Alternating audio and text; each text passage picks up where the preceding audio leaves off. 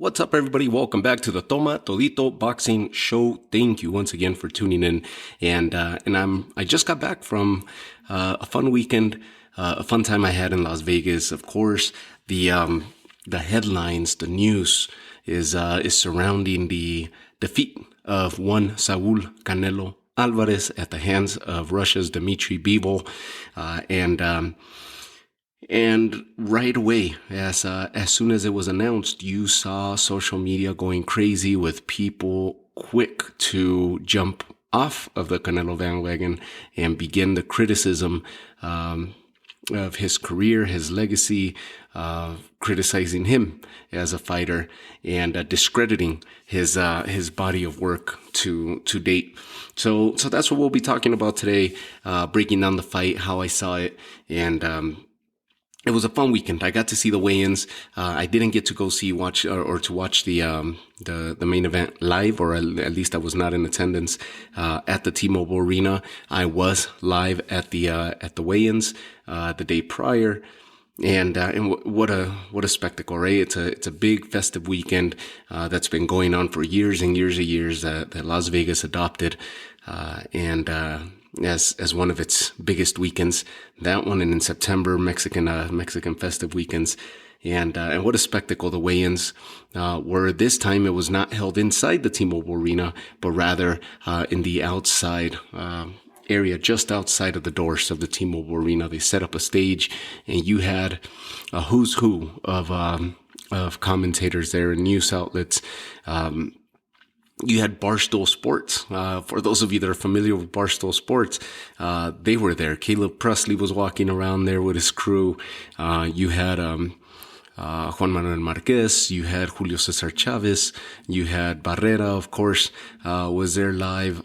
You name it. It was Ak and Barack from DAZN, of course, because it's a DAZN event. They were walking around the crowd, trying to set up perfectly to film their segments. And it was a fun weekend. I had a chance briefly to speak with, and I put it up on my Instagram if you guys want to see those pictures. I actually had a back and forth with Chino Maldana for what was maybe a minute to 2 minutes that we're speaking. Not a lot of people had noticed that he was there. He was inside the railings, and I'm walking around, and I had a brief chance to speak with him and ask him about his return, or at least there was rumors that he was going to be returning and that he was starting to get back in shape. A lot of people were even rumoring that when De La Hoya was looking to come back, that Chino Maldana was going to be his opponent. And so I asked him about it, and to which he answered, no truth to it. His career is done. He's done, and he's just enjoying his time away from training and his time away from the ring. He did look good. He looked in shape, and you could check out that picture that I posted up there. Right as I'm talking to him, people started noticing that it was him, and they start getting there. I'm on the outside of the railing. He's on the inside. And as people start screaming, I had the picture taking, and I'm posing with him, and his attention looks elsewhere. And now it looks like I photobombed, or at least I snuck in a picture. But I did have a good conversation with him. And so that was fun. Quick little back and forth with him, and then he turned away. I got to see and meet briefly Sergio Mora, the Latin Snake. Of course, now you know him as one of the commentators for DAZN. Chris Mannix was walking with him, and I got a chance to stop him and exchange a few words with them, and then or pleasantries, I should say. And they were very, very kind. And I got to take a picture with them, so that was pretty cool. I posted that one up there as well. But fun weekend that I had in Las Vegas, and for the festivities, and of course the weigh-in happened, and the anticipation, because every one of these last few Canelo fights is what's gonna happen. He's trying to be great. He's trying to write his legacy and daring himself, challenging himself to do stuff that not a lot of boxers are doing at the moment. And it's kind of like the Manny Pacquiao approach, that he kept moving up and conquering new divisions, even if it was just one title, one stint, but he would go up to new divisions and conquer that division, or fight a so-called who's who of that division. And And so this is kind of the approach that Canelo has taken, except he's dealing with bigger bodies and he's dealing with the heavier weight divisions. We had seen him once before in the 175-pound division, a light heavyweight, and that was a few years back when he faced Sergey Kovalev. Of course, there was a lot of negativity behind that. The fact that people said he baited Kovalev in with the payday and didn't give him enough of a training camp, enough of a turnaround between Kovalev's last fight, which had just happened a couple months prior to him stepping into the ring with Canelo. I think it was a September to November type turnaround. Nonetheless, and that September fight in itself was, I forget who the opponent was, but that September fight was a tough one where Kovalev was actually dropped and it looked like he was about to be stopped and came back and won the fight. So that was a tough match that he had. Quick recovery and quick turnaround to get back into training camp and get back in shape to make weight and fight Canelo. So that was Canelo's first showing. He ended up taking the WBO title from Sergey Kovalev back then. Before he returned to 168 and began his conquering of that division. The fight itself, if as we look into this fight, you guys can let me know what you think. Go ahead and post the comments or reach out to me on Instagram. You could reach out to me on Twitter as well. The fight itself, the way that I saw it, yes, the anticipation is there. I didn't know what version of Canelo was going to be there.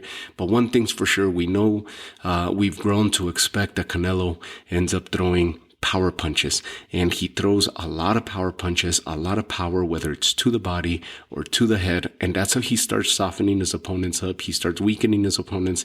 And in the last few fights, we saw it with Callum Smith. We saw it with Caleb Plant. We saw it with BJ Saunders. Definitely Rocky Fielding was one of the easier tests that he had in that division, where you see the onslaught of power. It's not an onslaught, but it's his delivery of power tends to make his opponents create space, gain their distance, and rethink their strategy before they get caught with another one of those punches. It almost like resets their game plan. It messes with their game plan because his power is real. He has very, very good power, very good overhand speed, and he lands. He's very accurate with those. We saw it again in this fight.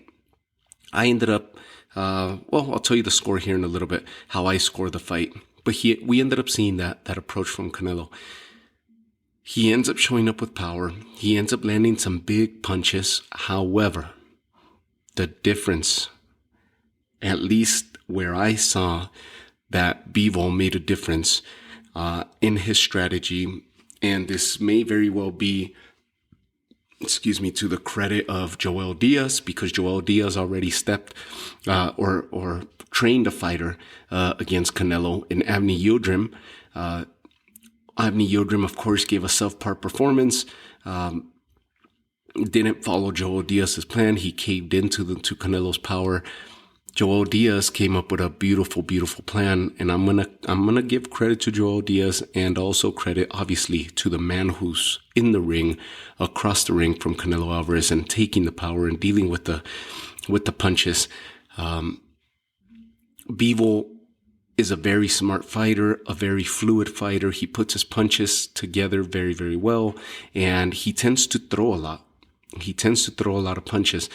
He doesn't have a lot of knockouts to his record, but then again, he's dealing with bigger bodies and more durable fighters, heavier fighters that could handle power a little bit better, even if the difference in weight divisions is a matter of 7 pounds between Canelo's 168 and the 175 division. These are fighters that are walking around 180s, 190s, 200 that are cutting down to make the 175 versus Canelo, who potentially walks around the 200, maybe between the 190, 200 pounds, and is cutting down to 168. There's not a lot of fat on Canelo's body. There's not a lot of fat on Bivol's body either. So the weight cuts are very, very measured for these two fighters versus that of other fighters who have to go through extraneous weight cuts to be able to make their desired division, division weight where they choose to fight at. And you see it where there's some really, really big fighters that should not be fighting in those divisions, yet they continue to make the weight. Obviously, it's kind of like the Chavez Jr. approach, where he was walking around 210 and cutting down to middleweight. It was and draining himself. Bivol is a very disciplined fighter. He's very robotic in the ring. And when we see Canelo throwing those power punches in the first rounds and the early rounds, something that Canelo knew, and he said it in the interviews leading up to the fight, he could not start slow. He had to start quick. Well, he did, and he started throwing power at Bivol. I think the number that I saw was that he landed a total of 84 punches on Dmitrii Bivol.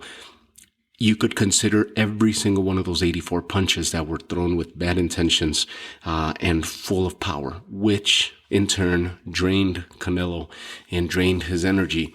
Bivol is a very measured, very robotic, very disciplined fighter in there, where not everything, even though he's throwing hard jabs, hard punches, not everything was with bad intentions, but rather setting up his power punches as a disciplined boxer often does and should do. Dmitrii Bivol ended up taking the approach of, rather than getting hit with the power and creating space or falling back, countering immediately. And that's where I was getting at in crediting Joel Diaz, because that's something that Avni Yildirim, a fighter who Joel Diaz stepped into the ring against Canelo and trained against Canelo, caved to the power. And if that's one of the things that they saw, Bivol executed it perfectly, because instead of stepping back when Canelo would throw the power, it wasn't a strategy of try to get out of the way every time he's going to throw, try to figure out when that power's coming and get out of the way quickly. It was a matter of, you're going to have to deal with the power and you're going to have to counter. He was very good with his defense. He was very good at not getting baited into Canelo when Canelo wanted him to, but rather with close to distance and face Canelo, which would often make Canelo go and fight along the ropes, take a step back, fight along the ropes, because he had just released his power. He had thrown his power punch at Bivol, and rather than following it up, he was getting countered, and that would end up causing Canelo to step back. The fight would often, multiple times throughout the fight, you saw the fight happening along the ropes, where Canelo was on the defensive. Bivol was landing a bunch of punches and at least throwing a bunch of punches at Canelo. And it was almost like a 5, 6, 7 punch onslaught to every one or maybe 2 punches in return from Canelo. That's what was getting Bivol the lead. That's what was getting Bivol, not just in the scorecards, but it was giving him control of the fight. Canelo did not adjust. Canelo's jab was non-existent throughout the fight, and his footwork, there was no adjustment to his footwork. There was no adjustment to his game plan. He continued to do the same thing. Just walk towards Bivol, try to catch him with some power, 1 or 2 punch execution, and then he was backpedaling because Bivol was returning. Bivol was not creating space and was not running from the power. He was standing in there handling the power and immediately throwing counters at Canelo, which were often landing cleanly. Canelo wouldn't even be able to have enough time to get out of the way, and he was already getting caught on the chin with left hooks, getting caught cleanly on the ear or on the temple with Bivol's return. And it was an immediate return. It was an immediate reaction that Bivol had. He would get hit and boom, he would start throwing punches, sending punches downrange to Canelo, and it made all the difference in the world. Very little adjustment from Canelo, if any. I don't remember seeing any adjustment from Canelo down the second half of the fight. His jab was non-existent. I think the jab has been something that's been all over headlines and all over people talking about this fight. And they're right. The jab was non-existent. Should he have executed a good jab and would have added a good jab, even in the second half of the fight, he would have changed the flow of the fight. Start constantly jabbing, create that space, and generate your attack by way of the jab, which is often often works for boxers, especially when they have a good solid jab. It often works for them because they use it not only as a range, as a space finder or a range finder, but they're able to send their follow-up punches, which are often power punches, or disguised punches, which often have power behind them. It was a good performance by both fighters. Nonetheless, all this criticism that Canelo's taking about he's a faded fighter, he's not the best fighter in the world, they just proved it, blah, blah, all this crap that's going around, that's all that it is. It's just crap. It's clickbait, it's clout chasing, it's the jumping from one wagon to one what's it called? The fan wagon or the van wagon, whatever it's called. People just jumping on the wings of one fighter to the other. Now all of a sudden all the attention is back to Terence Crawford or Alexander Usyk. These are amazing fighters that are up there and considered as some of the best in the world. And very likely number ones, number twos, number threes in the world. But because Canelo lost, don't forget that Canelo lost chasing somebody else and challenging somebody else for their title. And came up short. Didn't get knocked out. Didn't get stopped. It was not a one-sided fight, even though, well, let's say this. It was a dominant performance by Bivol, yes. Was it a one-sided fight? No, it was not a one-sided fight. Canelo was in there. Canelo was active. Canelo was trying to get something going, but it was just his punches were too far in between. His game plan was not one that was going to be able to take over the fight because he was not throwing enough. And so if he did hurt Bivol, he gave him plenty of time to recover, especially in the early rounds. Between the first 4 rounds, if he hurt Bivol with anything, he would let him get away with it. And then Bivol would come back and land 3, 4, 5 punches in succession, in quick succession at that. And then you would see Canelo resetting and trying to attack again by way of 1 or 2 or maybe 3 punches, but that was it. I think the last round that I gave Canelo late in the fight was the 9th round that I thought Canelo was coming alive and he was starting to go. He may have sensed something and he was going to try to go for the stoppage, but that was it. And then from there, the 10th, 11th, and 12th, I gave to Dmitrii Bivol. So that's kind of the pace of the fight. Was it a one-sided fight? I think the scorecards in Vegas were a lot closer than what we actually saw. The 115 across the board, 115, 113 for Bivol, a 2-round fight that all 3 judges saw, was a lot closer of a score than what we actually saw. I scored at 116, 112 for Bivol, so that was a little bit more of a gap. I think for those fighters that scored it even 7, or the judges that scored it 7-5, sports writers that scored it 7-5, even an 8-4, I could agree with that.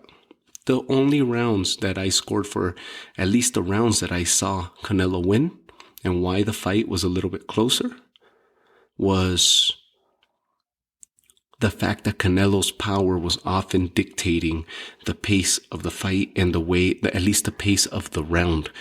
His power was coming across as if it had been the strongest punch or the most effective attack of the round versus the pitter-patter return of Dmitrii Bivol, where he was throwing. There were several rounds where he threw a lot but wasn't really connecting.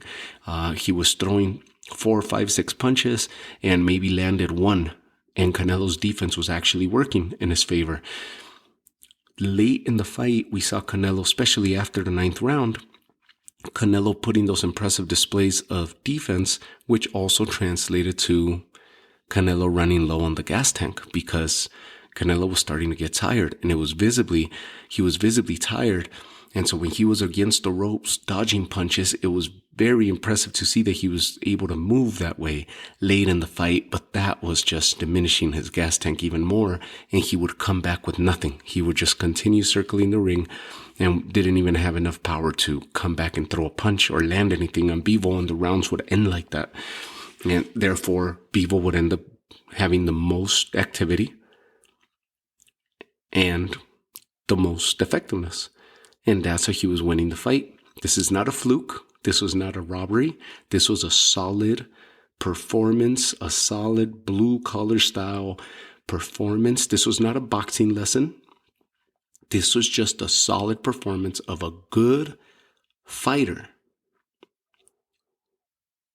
executing his game plan, being in great communication with his corner, and in essence, it translated to his defending of his title. Once again, he is, I believe, the longest reigning champion at 175 right now, with going on 5 years, I think, if he's not already at the 5-year mark of defending this title.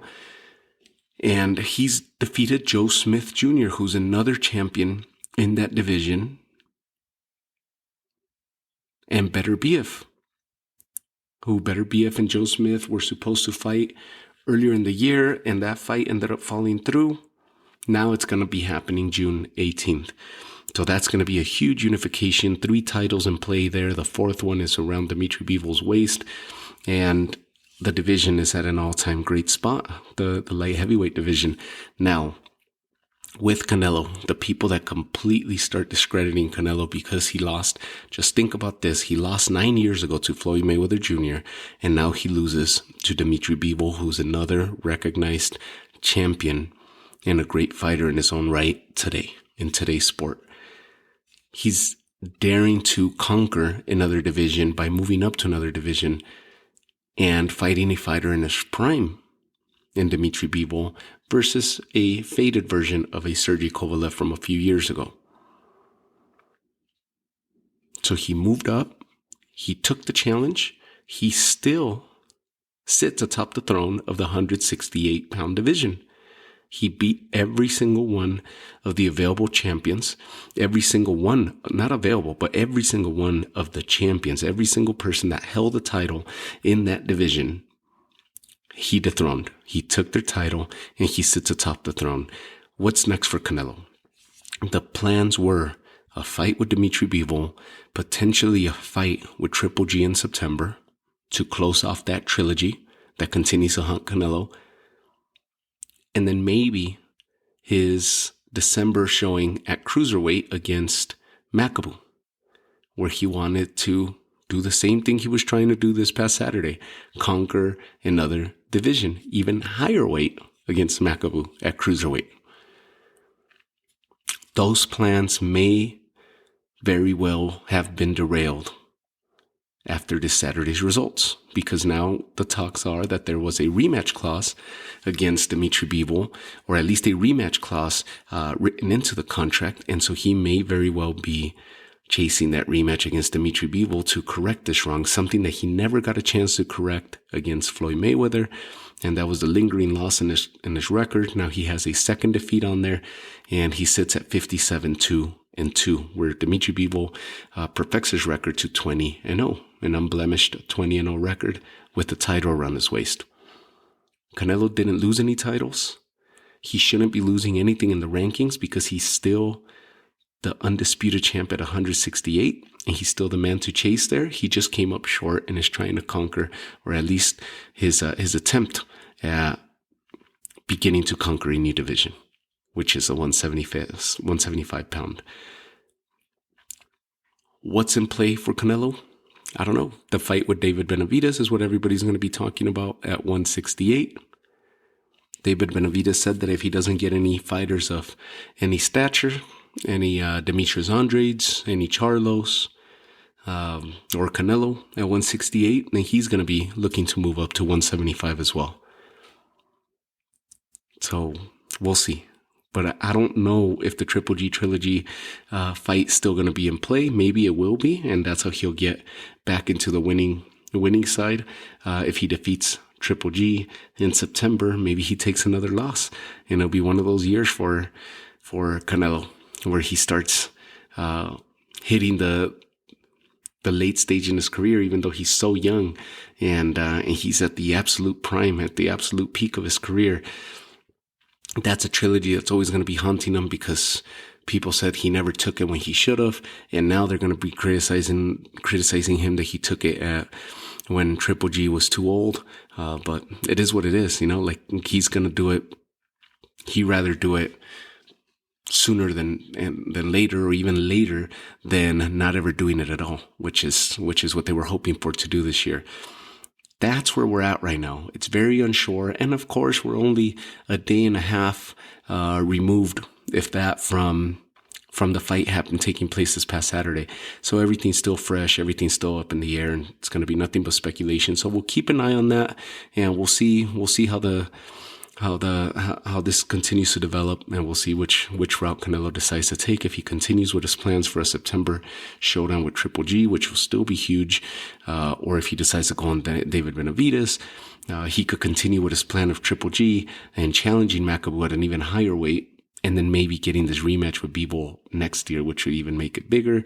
Or he goes and returns against Bivol in September immediately and takes the rest of the year off after the September showdown, however that comes out, however that fight plays out. Bivol, after the fight, ended up saying that he's willing to move down to 168 and challenge Canelo for all of his titles. If that wasn't a headline enough, that would be even something bigger to look forward to, because not only did Canelo fail to beat Bivol at his weight, now he's willing to move down to Canelo's weight and challenge him for his titles in return. That would be a hell of a storyline, and it would be an even bigger fight than this one was this past Saturday. So very, very interesting. Very good to be here in front of the microphone again, talking to you all. And let me know how you guys scored a fight. Let me know what you guys think. But very solid, disciplined performance by Dmitrii Bivol. Congratulations to him. Great win, and he keeps an unblemished record. And I thought it was a decent performance by Canelo as well, just not good enough against a fighter who's doing everything possible to win, and who had the control. Is this something that's going to be a key for other opponents, for future Canelo opponents? Maybe his power got so good that he ended up having a really dominant run, and has had a dominant run to date because of his power. His power has bailed him out, and has overshadowed his shortcomings. And now you had somebody who withstood that pain, who withstood the power, and had an answer for Canelo, had a game plan for that power, something where none of the previous opponents have had an answer to. He had an answer to it, and Canelo was not able to adjust when he needed to. So just when we're starting to think that Canelo is just near perfection, there's still work to be done and more room for improvement. I'm sure Canelo and the team didn't think that he could lose anymore from here until he announced his retirement. And here you go. Another obstacle on the road, and proof that you have to continue sharpening your craft. And if anybody works hard, it's Canelo. We watch those videos, and he works really, really hard at his craft. But this is more proof that just when you think you're atop your game, somebody else is working just as hard, if not harder, to take you off your game. And you need to continue perfecting your skill. You need to continue to better your skill set and add more to your skill set, add more tools to your skill set, and sharpening those tools. Canelo has work to do. If he sticks with plan A and plan A and plan A from here on out, he's going to run into another opponent or multitude of opponents that are going to have an answer for him, just like Dmitrii Bivol did. And he, by the same token, he may continue to find success depending on which opponents he picks and which opponents step into the ring with him. If he fixes this and executes or comes up with a plan B and a plan C, and has better footwork. He has great defense. He has good punching power. He has good punch delivery. But he had no answer for Bivol. He needed to adjust, and someone who's at the top of the world and considered one of the best boxers and fighters in the entire world had a huge flaw present itself, and a huge flaw exposed for the entire world to see this past Saturday night. And that's something that Canelo's going to have to continue working at, and hopefully has an answer for, and they develop an answer for that, at least a plan B to his very effective plan A. Very, very, very impressive. Very impressive. It wasn't one of those miraculous, one of those magnificent fights like we've seen in the past few weeks. It wasn't one of those phone booth style fights where it was just like, holy crap, I had no idea which way I was going to go. This was a solid boxing match, a solid boxing showing by two fighters, and a very clear display of control on behalf of one fighter versus the other. Bivol taking control of the fight, and it was very evident when he took control of the fight and he did not let go. And he secured the win, defended his throne, defended his title, did what he was supposed to do, and handed a loss to one of the biggest names, if not the biggest name in the sport today. Well, I'll leave you guys with that. It was a fun episode, fun to revisit this past Saturday. Don't forget to subscribe, follow the show, continue to spread the word, and get your friends, your family, your fellow boxing fans to join the show, and to show me some love as well. Check me out on Instagram. I'll post those pictures with Sergio Mora and Chino Maldana where he turned away from me right as I was taking the picture. So that was pretty funny. And then and don't forget, follow me on Instagram, follow me on Twitter as well. Leave me comments, and I'll be looking forward to getting back to you. Have a good one. Have a good night. Tomatolito Boxing Show.